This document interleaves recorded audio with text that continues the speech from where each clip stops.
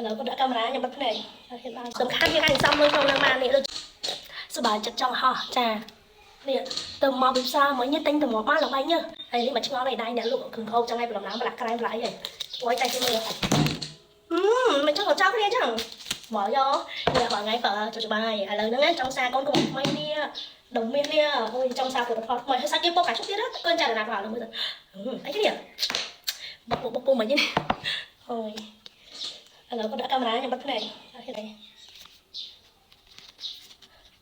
អូទៅសេវ័នអានេះចែកណាឲ្យយើងទៅសេអីគេឈ្មោះអីហ្នឹងហើយដល់ដាក់តាមណាអ្នកដឹងនេះឥឡូវមិនខ្វល់រង្វាន់នេះសំខាន់នេះចង់សារលេថ្មីដល់នេះសាច់គេឡើងឈូកឡើងឈ្ងុយមកអូ my god ក៏អូខ្លាំងមែនតើនឹងសាក់សិនអូយគាត់នៅឃើញសាច់គេក៏គួរចង់លៀបដែរ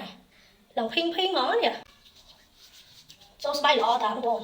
អូលៀបឲ្យស្បែកនឹងគីឡូអូញាក់សាហាវអូគីឡូខ្លាំងហ្មង